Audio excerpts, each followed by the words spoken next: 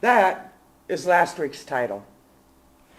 This week we continue with our The Questions That Jesus Asked series. And today's title is the quote or the question that Jesus asked his parents. Why were you searching for me? As parents, relatives, teachers, guardians, friends, aunts, uncle of children, right? We are, and rightfully should be, concerned for their well-being. We are to protect and teach them, nurture and nourish their lives, ensure their health and safety. We all need someone to guide and guard our growing up. Let's face it, growing up is hard work. Growing up means establishing our identity and figuring out our place in the world. It involves creating relationships, setting priorities, making decisions. We must choose values and beliefs that structure our lives. Along the way, we make mistakes, we get lost, we backtrack, and sometimes we just need to start over. Ultimately, growing up means moving out and finding a new home. Now, this might be a geographical move, but it is most certainly involves a psychological and spiritual moves. So it's no surprise that Mary would be in a panic when she discovers that Jesus isn't with the group of travelers. My stepbrother, last week sometime, he had taken his son, my nephew, to the grocery store. Now, he's not used to doing this without his wife there, so that she could watch the son, especially when he checks out. So, John is checking out, and, Adam, he's there, he's just talking away, and he's like, go look at whatever it was, the donut shop, or I forget now what it was, but go over there and look at it. And so he's like, all right. So Adam runs over there, and John gets his groceries, and he puts them in the car. He starts walking out the door. Oops, and Adam's going, Dad! Anybody here ever lost a kid or left a kid somewhere? Yeah. Well, that's about half of us that are not responsible enough to babysit, I guess. So, anyway, it's no surprise that Mary would be in a panic when she discovers that Jesus isn't with the group of travelers. With great anxiety, she and Joseph search for him. 3 days later, the one who was lost has been found. And Mary's first words was, "Child, why have you treated us like this?" Now, here's what I really hear in that question. Where have you been, young man? Your father and I didn't survive angel visits, birth in a manger, and living like refugees in Egypt only to have you get lost in Jerusalem. But here's the thing. Jesus isn't the one who was lost. He knows who he is and where he belongs. Mary and Joseph are the ones who are lost. And today's gospel is a story about growing up, but it's not a story about Jesus growing up. It's about Mary and Joseph growing up, and it's about you and me growing up. Growing up isn't about how old we are. It's really about moving into a deeper and more authentic relationship with God, with our world, and with each other, and with ourselves. Jesus is the one who grows us up. He's the one who will grow up his parents, Mary and Joseph. Children, they have a way of doing that to their children. Children have a way of doing that to their parents. They challenge us to look at the world and our lives and ourselves in new, different, and sometimes painful ways. And that's exactly what Jesus' question to Mary does. She had put herself and Joseph at the center of Jesus' world. And his question is about to undo all that. Why were you searching for me, he asks. Did you not know that I must be in my Father's house? Jesus is telling Mary she should have known where he was. It's as if he's saying, remember the angel told you and I would be the Son of God. Remember that night in Bethlehem? Angels praising God. Shepherds glorifying God. Remember the 3 men from the east, their gifts and their adoration.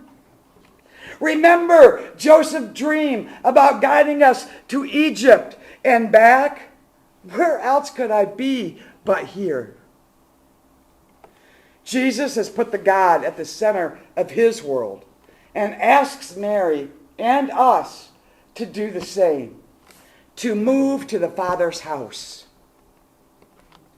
Authentic growth almost always involves letting go.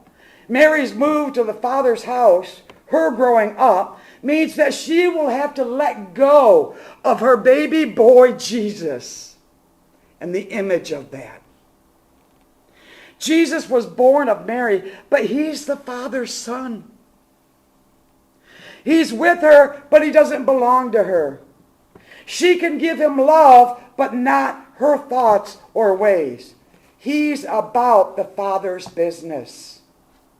Ultimately, she must strive to be like him, not make him like her. Jesus has moved from Mary and Joseph's home to his Father's home. This is not a rejection of his earthly parents, but a reprioritizing of relationships. It's what he would ask of Simon and Andrew, James and John. Follow me would be the invitation for them to leave their homes, their nets, their fathers, and move to a different place. Live a different life. See with different eyes. And today, I believe it's what he asks of you and me. Growing up spiritually involves leaving our comfort zone, letting go of what is safe and familiar, and moving to a bigger place,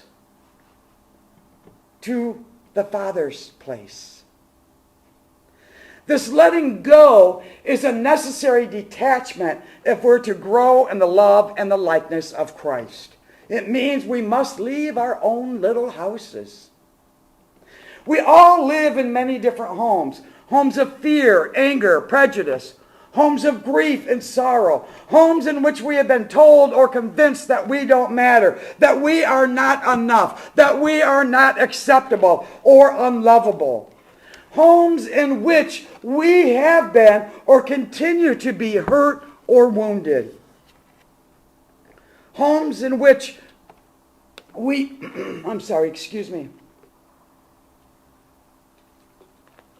homes of indifference and apathy.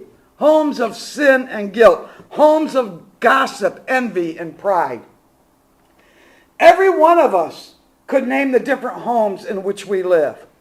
Homes that keep our life small, our visions narrow, and our world empty. The problem is that sometimes we have become too comfortable in these homes. They're not our true homes. They are not the home God offers us. We may have to pass through them, but we don't have to stay there. Jesus says that there's not only another home for us, but invites us and guides us and grows us up into that home. It's a place he knows well. It's the Father's home in which we can know ourselves and each other to be his beloved children, created in his image, created to be like him. So, why would we continue to pay rent on a place that can only impoverish us when we could move to the Father's house for free? Check that out. No first month's rent, no last month's rent, no security payment.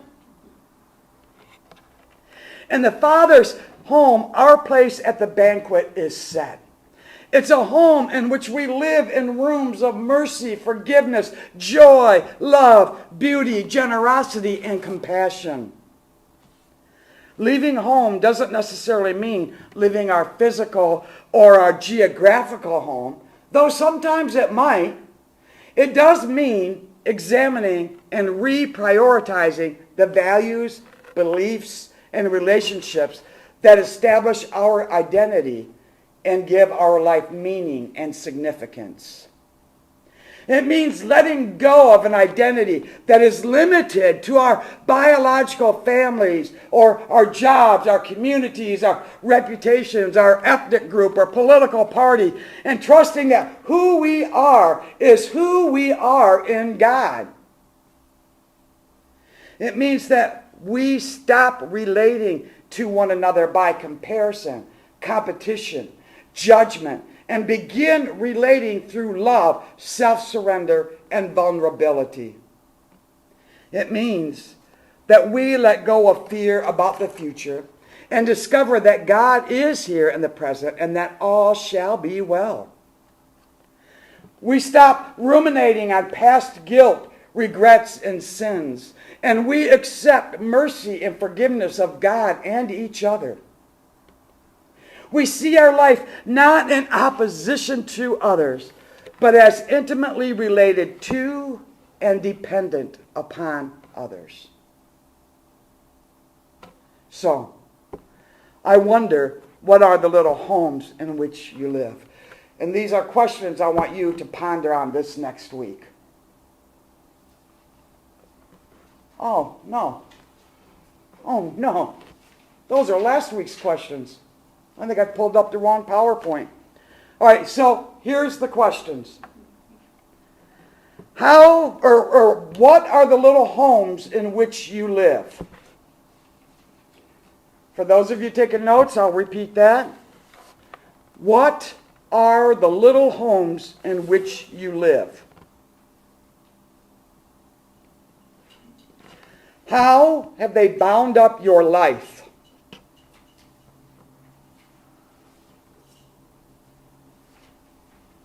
How have they bound up your life, stifled your growth, and kept you from the Father's home?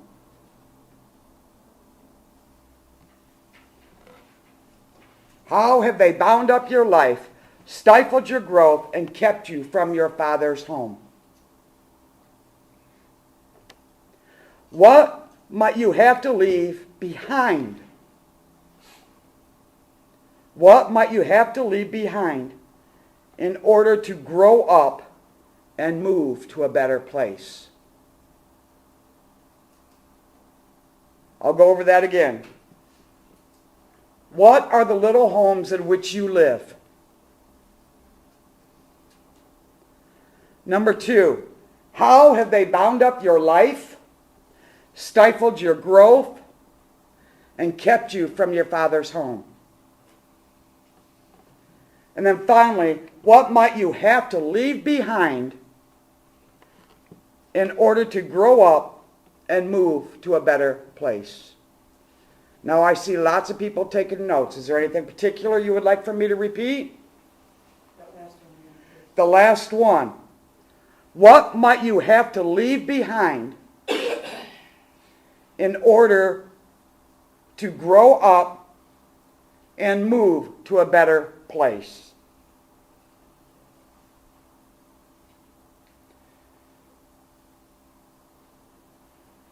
Those can be hard questions, painful questions. Ultimately, however, they are questions founded on love.